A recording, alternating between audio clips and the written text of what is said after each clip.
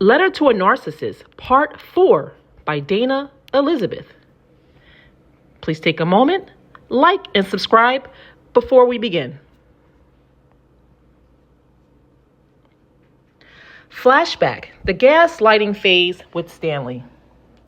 "Hey, Tanya, can you hand me a pair of boxers from my drawer?" Stanley yelled from the shower. Tanya heard the splattering sound of the water stop, and she hurried to the dresser and blindly grabbed the first pair of underwear from his drawer and tossed them in the bathroom. The boxers landed on the bathroom sink, where Stanley could see them easily. Tanya didn't think much of the interaction. She went back into the bedroom, sat down, and continued streaming the show she was watching on the television. All of a sudden, Stanley yells out, "I said my boxers, not your underwear." Tanya paused the movie and tilted her head to the side with a bewildered look in her face. She knew that she grabbed the underwear from his drawer. She quickly jumped up out of the bed and swung open the bathroom door to see exactly what he was talking about. Sure enough, there he was, holding a pair of black grandma bloomers. He tossed them to her and ordered her to get him a pair of underwear.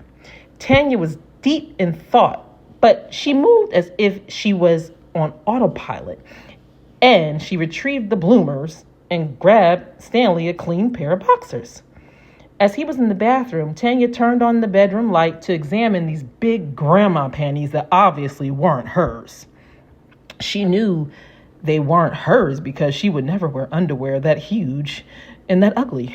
And to her surprise, they were dirty. Instantly, her brain started coming up with all types of scenarios. Before she knew it, she was speaking her thoughts out loud. "Tell your fat-ass girlfriend to wash her panties before she leaves them in our house next time. They stink," she shouted loudly to Stanley. She was all in her emotions because she knew that the underwear were strategically placed so that she could find them. It was all so weird, and she also knew this meant that Stanley had another woman in the house. He was quiet as a church mouse, pretending as if he didn't hear Tanya ranting on and on about the other woman's panties. Suddenly, he entered the bedroom in his pajamas, and he grabbed the underwear and threw them in the trash. He told Tanya that she was crazy and that he doesn't know where those underwear came from. He told her that she was delusional, and if she thought he had another woman in their house, and she was more delusional to assume another woman was in their bedroom. He screamed loudly and called Tanya dumb, and he told her she was insecure. He reminded her of how her ex always cheated on her, and he was convinced that her past experiences was causing her to blame him for cheating. He spun the narrative so quickly, Tanya was confused. She felt so upset. Not only did he attack her and call her all types of horrible names, he went even further and tag-teamed in his flying monkeys for support. Tanya viewed his family as toxic, and she didn't like them at all. They just laughed at any negativity that he did, and they believed his stupid lies. Stanley thought he was some type of ladies' man or something, but at this point in their relationship, Tanya thought he was the ugliest person alive. The gaslighting just increased as the family looked in excitement as if Stanley and Tanya's life was a show. He spoke loudly and painted a picture that Tanya was a nut job with low self-esteem. She was so upset that she ran to the garage, grabbed her suitcases for her and her children, and packed, and they left and stayed at a hotel for the weekend. Stanley didn't even try to stop her from leaving the house. He just stood there on the FaceTime with his family laughing at her. She was so embarrassed and confused. Her oldest son hugged her and told her, "We don't have to come back here if you don't want to." Tanya tried to brave a strong face as she loaded the trunk and told her children that everything was okay and that her and Stanley just needed a few days apart. And those few days turned into years with a cycle repeating year after year. Stanley would gaslight and Tanya would run. Sometimes she actually attempted to put up a fight, but it was in vain because when Stanley couldn't win by lying, he would just get physical. She couldn't win with this guy, but for some reason she kept getting back into the ring. This is just one example of life living with Stanley. Tanya didn't have plans of moving in with Stanley. They had been dating long distance for about 6 months. And then one weekend out of the blue, Stanley told Tanya that he wanted to take things to another level. He told her that he wanted to do the forever thing with her. He never talked about marriage at all. For some reason, in Tanya's mind, the forever thing was synonymous with marriage. And that's exactly what Stanley wanted to brainwash her into believing. It worked too, because she believed him. She created the story she wanted in her mind. It worked. Tanya didn't blink twice. She was absolutely crazy about Stanley, and if he wanted to move the relationship to a new height, she was going to follow his lead, not knowing she'd be going down a dead-end street. Stanley portrayed himself to be a knight in shining armor. After the breakup with her ex-husband, Tanya was overwhelmed with all the financial responsibilities that she was left with. The divorce was still in process, and her ex had abandoned ship. Stanley was her only friend, and she trusted him. Instantly, she trusted him so much because he was representing himself as a friend with a shoulder to cry on and an ear that would listen.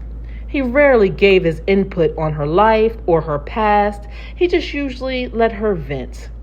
One drunk weekend, the two were on FaceTime enjoying themselves, and they both agreed that the long distance was stifling. They wanted to be more intimate. They were getting restless of falling asleep on the phone. Well, at least that's the reason Tanya made the move. Also, she was lonely without a man in the house. She had been married for 10 years, and the empty bed was becoming frustrating. Stanley, on the other hand, never seemed like an empty bed was an issue for him. His main concern was his bills. Every time they talked, it never failed. His bills were the topic. Tanya would ignore him or act as if she didn't hear him because honestly, the whole conversation made her a bit uncomfortable. She wasn't complaining or mentioning her bills, but again, in hindsight, that was another one of those red flags that she totally avoided. She would talk to Amanda and her husband about Stanley, and they liked everything they heard except the bill topic. Amanda's husband, Los, told Tanya to keep her eye on Stanley regarding the bills because that was an abnormal topic for a man to be bringing up, especially when you were just in the talking phase. It's like as soon as we spent the weekend together and we actually met in person, everything became about Tanya's money. He was watching her pockets harder than the IRS. She would always just swerve the conversation. The day that he offered her to move with him was filled with a lot of love bombing. There was no excuse, and Tanya took full responsibility for her choices, but the bombs definitely played a factor. She loved being in love, and she thought Stanley did too. She blindly packed up her life. Her children were skeptical, but they trusted their mother. After 6 months of talking to Stanley and even visiting occasionally, they felt like he was a cool dude. He made a lot of empty promises about how life would be when they arrived, and they all brought the dream he was selling. The divorce process made Tanya vulnerable, and Stanley knew that, and he took advantage of that also. He was so helpful with the move, he actually covered the cost of the truck and the drivers. While the furniture and other personal belongings were being transported, he drove the family in his vehicle back to his city, where they were all looking forward to blending this new family unit. Tanya knew she was taking a risk, moving her and her children's lives and following Stanley's lead. But she gambled her life and rolled the dice. Initially, everything seemed normal according to Tanya's standards. She was focused on creating her new foundation. She had so much work to do, and she was such a go-getter, so she liked moving fast. Stanley had been working with a local marketing firm, and he had a decent job. His home was quaint, yet it provided enough space for the family to comfortably live. Tanya wasted no time. She quickly began cultivating the space for her children. She wanted the transition to be as smooth as possible. She knew that Stanley already had things in place, so she was mindful not to rearrange his home. The rooms he supplied for her children were empty, sort of like a blank canvas, and Tanya was very good at painting a picture. The first 2 months in her new home were easygoing.